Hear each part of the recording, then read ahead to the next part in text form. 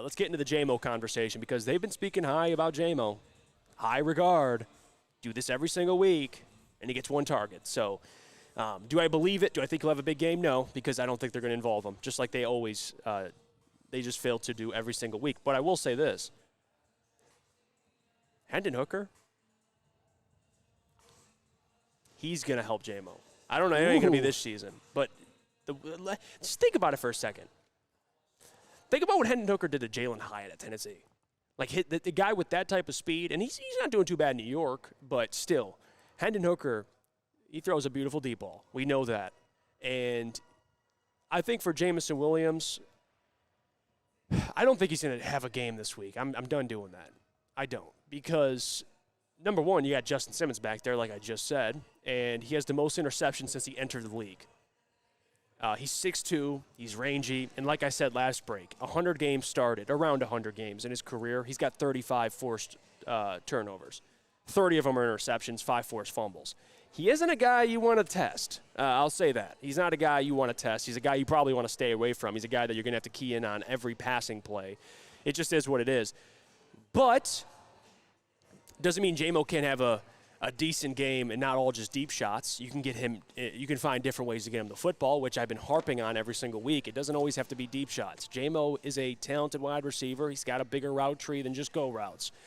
You could try it. I mean, why can't you get the man the rock on a post, a dig, a slant, come back? It doesn't matter. To me, it's up to Ben Johnson, and it's on Jared Goff to find ways to get this man opportunities, especially with his ability to hit his head on the goalpost. I don't think it has to always be deep shots. Like, that's the thing about J-Mo. Just find ways to get the man the football. He's doing it in the running game. It showed you at the against the Saints, had like a 19, 20-yard run. Like, I'm not asking you to change the entire game plan for him. Like, I'm not. I want that to make that very clear. I know you got mouths to feed. You got Laporta. You got Amon-Ra St. Brown. But can J-Mo just get 3-4 targets? Is that too much to ask? Can he just get a couple targets? That's all I'm asking for. Like John McEnroe came on the show yesterday and talked about, he spoke to J-Mo, and J-Mo said, hey, a lot of these passing plays, I'm not the number one read. Can we get a couple of these passing plays where J-Mo could be like the third read and Jared can kind of go through progressions and then get the football to J-Mo? That's all I'm asking. So do I think we'll have a big game? Maybe not. Probably not. If we're talking about realistically just how the targets have been going. But is it impossible for him to? No, it isn't. And there's different ways to get this man the football, especially with you running the football. I think they're going to have success doing that. You're going to be able to establish play action. You might have some plays open up. I don't think they should be testing Justin Simmons. But, Sam, there's got to be a different way to get J-Mo the ball. There just has to be.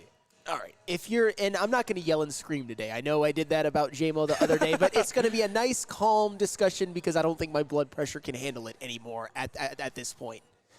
Jameson Williams, if you're one of those people that's still predicting every week, this is the week where he's going to get 5 catches for 130 yards and a touchdown, I think at this point you're being a little bit naive because I always hear about it. I'm not trying to be Neil Rule. I always hear about it, but I never see it. I'm not saying that he hasn't been impactful in a couple of games, like at home versus Chicago, at Tampa Bay, and at New Orleans. He's made plays that have helped them win games 100%, but at this point, he's just not really as big of a part of the offense as some of the other players like Amon-Ra St. Brown, Sam Laporta, the backfield, even Josh Reynolds at some games, although his role has diminished a bit. Khalif Raymond has had some big games even this year. I think he had 5 for 93 one game, but that just hasn't happened for Jameson Williams yet. And I don't know, for whatever reason, I know we talked to John McEnroe yesterday, and he said that it was 35% Jameson Williams' fault. And everyone in the chat was just like, ha, ha, ha, Sam, John McEnroe dunked on you. And I'm just like, no, 35% was about what I thought. My problem is with the people that think it's 0% Jameson Williams' fault. That's what a lot of you guys try to tell me, that it's 100% Jameson Williams is perfect and he has no culpability in this. It's just at this point, let me ask you guys a question. If the Lions win and Jameson Williams doesn't have a big game, are you cool with it? Because I kind of feel like a lot of you guys are becoming more J-Mo fans than Lions fans at this point. Even if they win and Jameson Williams doesn't have a big game, it's like, oh my God, Ben Johnson's a bum. He can't get Jameson Williams involved. And it's like, what are we doing? It's almost like the Jameson Williams cult of personality is unlike anything I've seen in Detroit. And that includes a lot of people who have had big cult of personalities in Detroit, like Darren McCarty, for example. I don't understand it. I've never understood it. I get the frustration from Lions fans, and you even agree, Sam, they got to get them the football. Sure. Yeah, I get it. So we're in lockstep there. Now, Lions fans, and me, and, I feel, and I know Neil feels this way, how do you know if the dude's got talent if you're not giving him the football? That's kind of my problem. And when you do give him the football, typically good things happen. So that's something that frustrates me, is you have this shiny toy that we've seen when the football's in his hands, things happen. But he hasn't had more than 2-3 targets this year, besides the Ravens game when the Lions got blown out. Yeah. So, I'd like him to get more than one target. He had one target last week, one catch. Or, one target, no catches. And it was an underthrown ball on a shot down field where Jamo was wide open. Yeah, it's frustrating. And there's a lot of these plays where Amon-Ra St. Brown will get the football, but Jamo's wide open. All I'm asking for Goff to do is go through progressions, and if you see Jamo's wide open, just get him the football. That's all I'm asking. And maybe it's a comfortability thing with Goff. He doesn't feel comfortable with Jameson Williams, because we know Goff. There's a reason why Josh Reynolds plays so much, is because Goff and him have great chemistry. Even when Josh Reynolds struggled, he kept playing a lot, which is fair. Josh Reynolds, he's been playing well, at least in the beginning of the year, and he's kind of come back the last couple of games. But there's got to be a way that a weapon like Jamo gets more touches. There just has to be. And I don't know if it won't be deep shots this week, but underneath, there has to be a way. I just don't want your 12th overall pick to go out there and be a decoy and get one target and it's underthrown. Yeah. That's not fair. Or get one touch in the run game for 4 yards. But has he earned anything more? You don't know what's going on in practice. As I've said before, I understand that it's frustrating. I understand. Well, he played 60% of the snaps almost, so something's going well. Well, I understand that when you see some of the plays that he's made, you think, why can't they do this every game? Why can't they involve him a little bit more? But you never know what's going on in practice.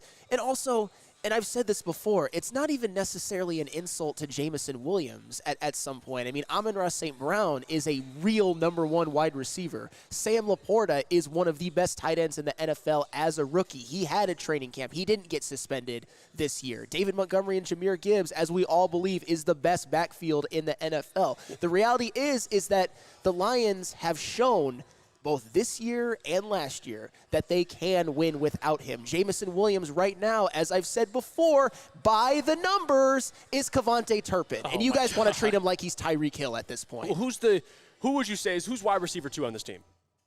Right now, probably Josh Reynolds. And the fact that you said probably is my point. Yeah. There hasn't been a consistent number 2 option. It's Amon-Ra and then a collection of dudes. Sure. That's how it works. So for me, it's not about anybody getting demoted. It's kind of been Amon-Ra's going to get his, Laporta's going to get his, and then there's got to be somebody else. And we've seen Josh Reynolds make plays. We've seen Josh Reynolds struggle. And even during the stretch where he was struggling, Jamo started producing, and then it just went away. We just stopped targeting Jamo. Yeah, he had 40 yards in a 3-game stretch, and we just stopped targeting him. And that was in 2 catches. Yeah. So all I'm asking for is, can we get the man more touches? He's playing better, but you wouldn't know because he's not getting the football thrown at him. Well, in further for his position, you don't know. He can't make plays if the football doesn't go to him.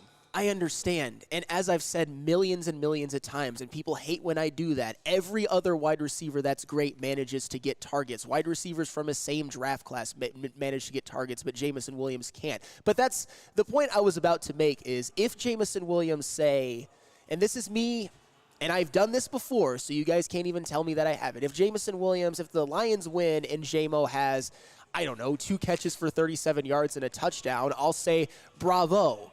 Not that he was a star or anything, but he impacted winning. It's just that I keep saying this. I have never seen a cult of personality in my time on the show quite like the Jameson Williams one, because if the Lions lose, somehow it's going to be 100% because Ben Johnson couldn't get Jameson Williams the football. And I think we're kind of living in a bizarro world at this point. It's like, and I've seen this mentioned in the chat, and I love it. Thank you guys for that. Mentioning, it's like we should change some of the lyrics to Living Color's Cult of Personality. It should be like Jameson Williams and Kennedy. Oh I'm a cult of personality. That's what you guys are right now. Come on. People appreciate talent. He's talented, sure. So we want to see a guy who's talented get the rock. And he will. What's the big deal with that? Because you guys defend him like he's your son. Hey, actually, another question for you guys in the chat.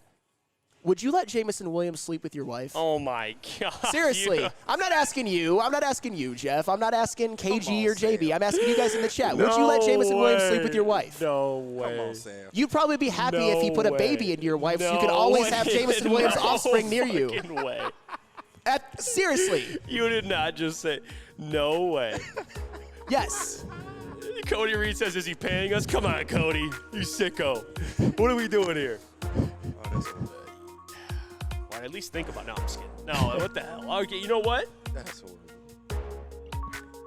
I'll do whatever it takes to get this man more targets. Damn.